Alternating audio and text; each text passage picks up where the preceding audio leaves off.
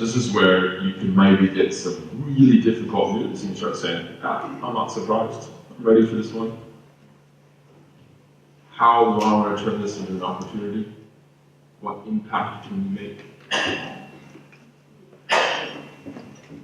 I don't have the answer, but that's okay. We're going to work it out as we go.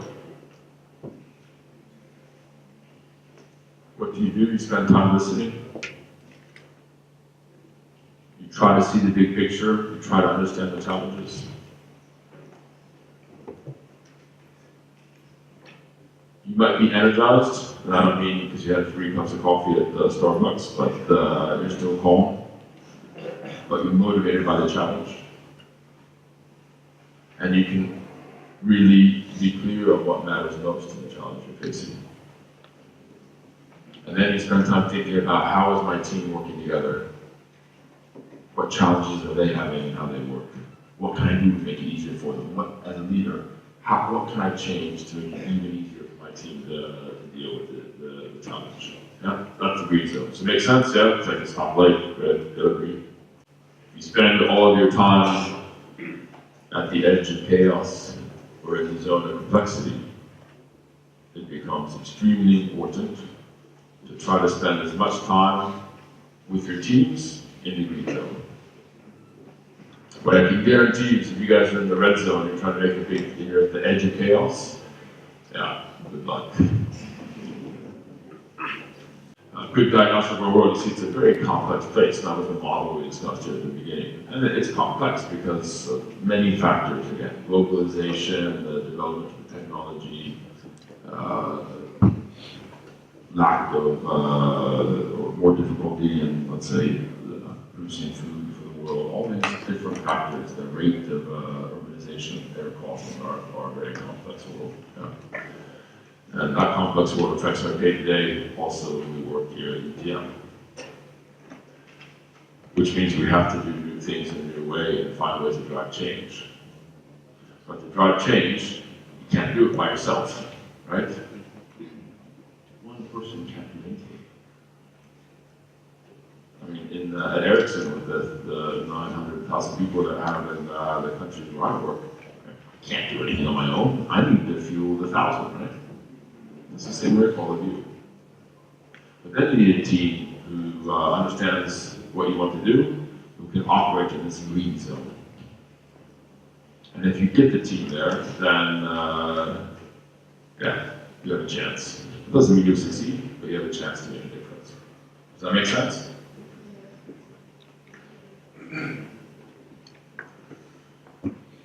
So I think to finish off this section, because then I'm going to move to the whiteboard. Hopefully I don't take too much time here. It's just what I said at the beginning. Whatever we've learned before, whatever top responses that we've had as a leader to a challenge that we face now, may not be the right one. There might be, but it may not be. So, I mean, building experience as a leader is very important. As long as you also have the mindset that you know you need to keep changing and evolving about how you address the problems. You know? And to make anything happen, you need a team that's going to be able to do it, and that's the right motivation. We are all human beings. So, whether or not, I mean, you will spend time every day in the red zone, in the yellow zone, in the green zone. You know? And I don't think it's something you can just instruct and say, now let's all go in the green zone. I think it's more as a leader about creating that environment. And I believe it's irrespective of age. Let me give an example. Because I think this type of mindset can apply to anything. So maybe the students are maybe at the age of 20, a little bit complex, difficult to lead. But look at a football team. So most of the professional footballers that play in the Premier League, I mean, they're in the age of about 20 to 22, right? I mean, they get into flow and they're performing. Unfortunately, my team never does because I like West Ham and they keep losing. But they're constantly in the red zone. I think fix their leadership as well. So as a leader, it's about creating the conditions to help them get into this flow mindset to their green zone, right? They won't be there all the time. So yes, I think it's possible. The problem is the techniques might be different depending on the age group. And the type of challenge we have is that we make different ages. So we're not only diverse ethnically and have good gender diversity, but we're also diverse in experience and age. And a millennial wants very different things from what somebody from my generation wants. So I think that also changed a little bit how to create the right environment. I think we established that we live in a complex world, and we're facing more and more difficult challenges. And to do that, we need teams who, as much as possible, are able to reach the flow of the green zone and perform well. But it's very challenging because some people might have different, because we're diverse or different. Some people might, have different ways to try to understand what the objective is and change, right? Typical challenge. So I think we agree that building a team is important, and building a good team. So I will share with you, briefly, a model that we've been using in our team to talk about how we want to build teams, both my direct reports, but also for their teams. It's a model that's developed by a guy named Patrick Lencioni, and there's a book called 5 Dysfunctions of a Team, which I found quite useful, and I'll go through a little bit. So, as I try to write, it's one of these sort of hierarchy of needs type models, at the very bottom. So, if there's no trust in the team, what happens?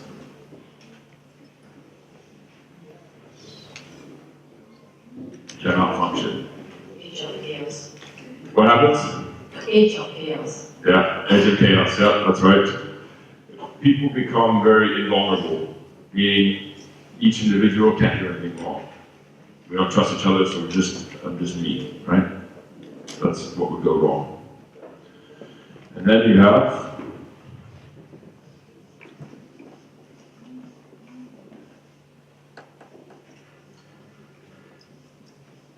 healthy conflict. Now, what happens if your team is afraid of conflict?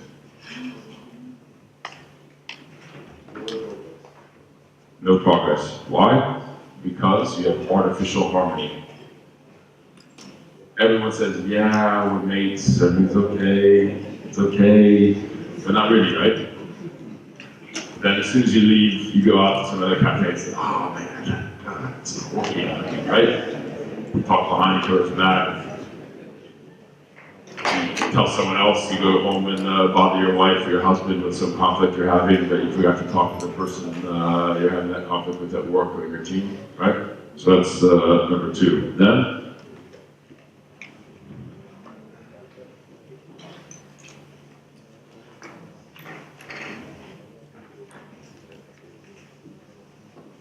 it is pretty bad handwriting, I know. You guys can't even see what it says probably, but that's why I use the words. Commitment is the next one. So what do you think happens when there's no commitment in the team? Things become ambiguous. It's unclear what we're trying to do. There's no commitment to the goal or the objective. So it's just, we don't know what we're doing. We're flipping about. Yeah? Make sense?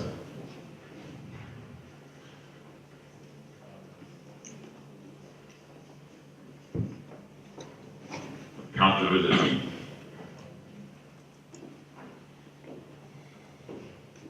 So,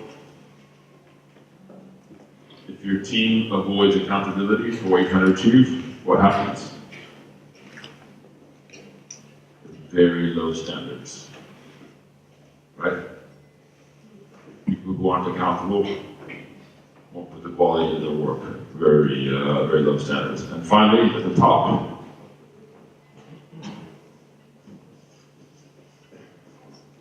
results. And what do you think happens when you have inattention to results at the very top as a leader? Obviously, there's no result, and as a leader, and the teams spend a lot of time focused on their status, their ego, because the result is obviously not something they want to work on, because that's probably not very good at these problems, right? So, that's a model.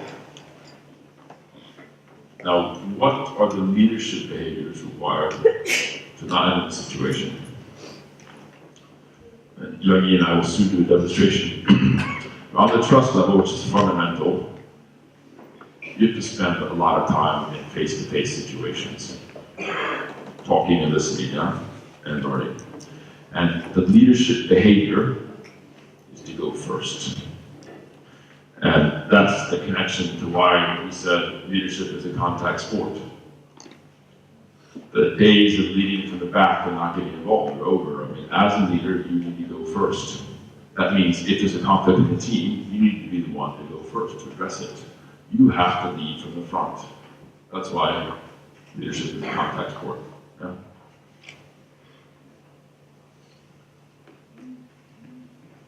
The next behavior on the conflict is you have to actually, doesn't mean pick a fight, you have to mine for conflict. You have to find the areas where you don't agree. You have to spend time trying to figure out if it's true. Did she really agree with what I said? Or she was just smiling, saying, yeah, I don't want to do something else. Because you know probably that team or that individual may have a problem with what you want to do. So as a leader, you have to actually find that conflict. So it doesn't mean pick a fight. It means make sure that you're really in agreement, talk through all the potential areas of disagreement so you actually find the areas where you don't agree, where you have a conflict. For commitment, there as a leader, it's about forcing clarity and closure. That means being very clear, despite the fact that the world is very complex and we don't really know exactly what the result will be when we do this thing. You be very clear what you want to achieve. Okay?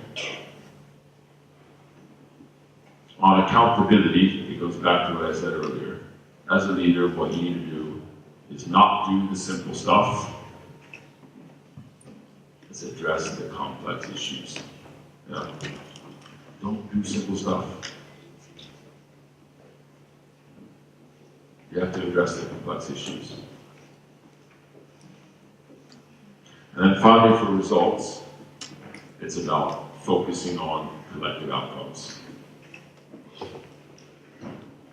So that's how you avoid the thing where you say, well, my team succeeded, but everyone else failed. So I mean, UTM's not helped very much if only one department does a good job, right? But the idea is that everyone needs to succeed.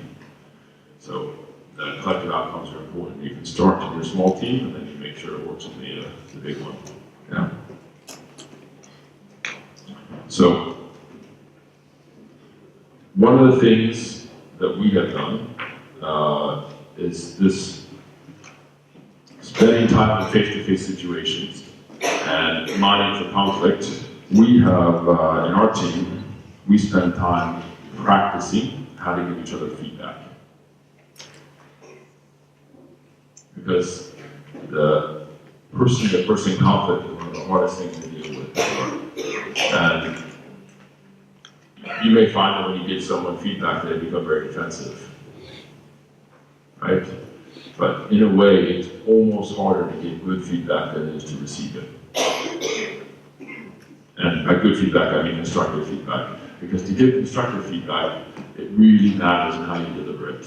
So it is about talking about how someone's or something's actions make you feel. Yeah?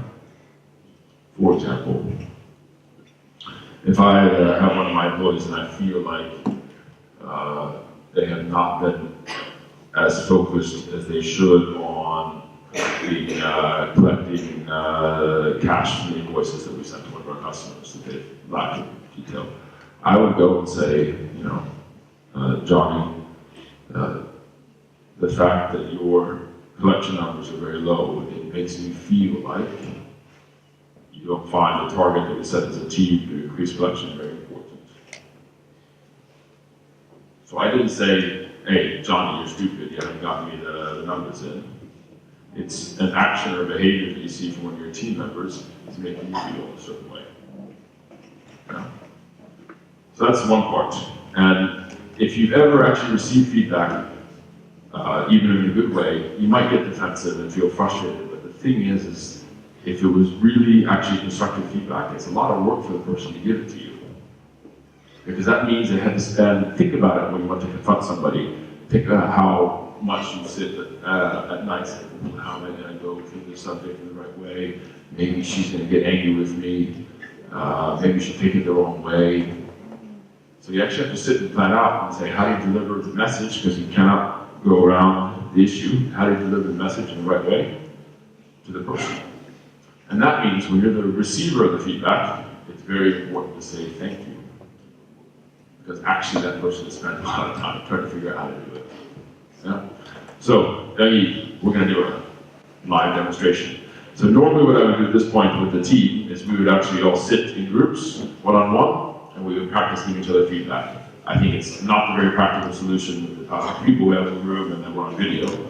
But yeah, you will. So, Todd, when initially the leadership team members heard that we have to do a presentation again this year on the stage to the rest of the employees. So we were very hesitant. Some of us even said things like, very busy. The red zone. Major red zone when I announced that we had to do it again. I saw it, it looks like a fix, yeah. So all sorts of comments came up.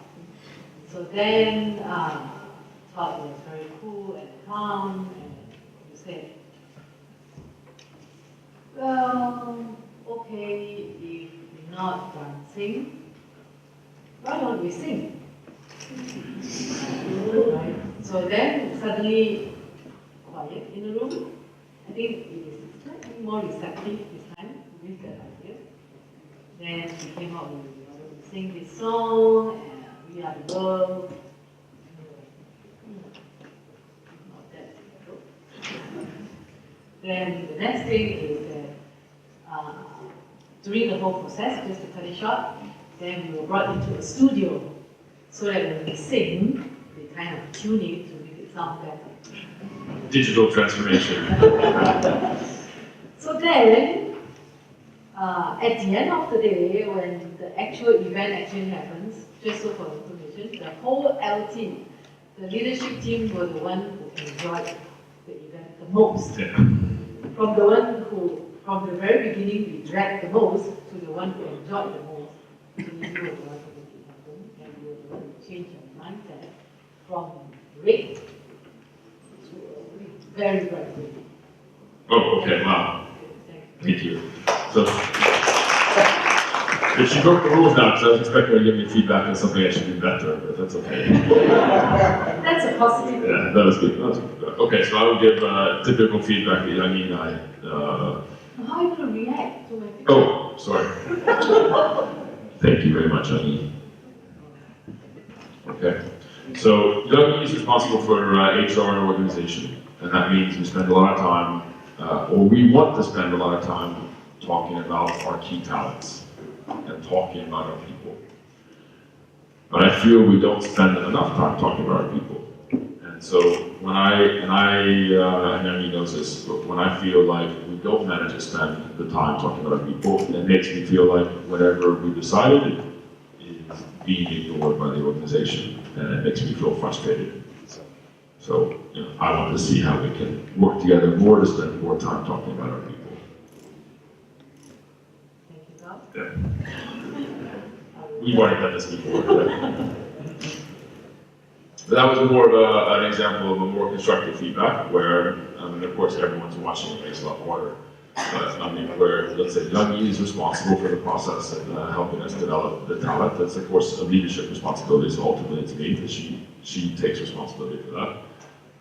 It's hard to find enough time to talk about our people because we're also trying to do the business and many other things.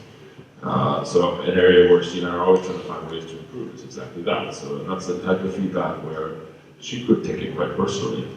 That's one of her main functions.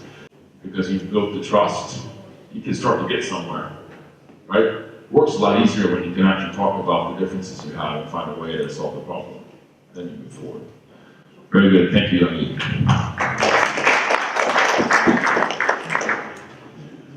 So the idea of that little example is just to try to give you some concrete things that you can do in your day-to-day work that might help you make a difference in your team. So that was it. So I think now I want to summarize a little bit on what we went through today, which was the world will never change slower, it's only going to go faster. I think that means that we're going to, as leaders, be constantly put in a situation where it's hard. There might be many right answers, where you have to make lots of decisions with your team without enough information. There are constant moments of change. To make the change happen, you need to have a team that can go into this green zone. And you as a leader, you're responsible for trying to help them go into the green zone. But to get to the green zone, you really have to work on building your team. So that means you have to spend time practicing stuff like this, like what we were doing. I know it sounds weird because you want to spend time thinking about how to develop new areas of research, or how to establish patents, or how to get partnerships with industries, and all the things that you want to do because you work at UTM, that's what your job is, which you need to do. But you also, as a leader, have to spend time on your team and with your people. Otherwise, you're not going to get that stuff done. And I think that's one of the big learnings we have, that I have anyway as a leader, working mostly at Ericsson. And when things go well, it's because we've managed to spend time as a leadership team doing this in a good way. And many times it has not gone well, and it's usually for the same reasons, because we've had a lack of trust, not able to take the conflict, only working with the simple stuff, not dealing with the complex problems. I think that has been my experience. So hopefully something from this today you will find useful. And I think that's the end for me.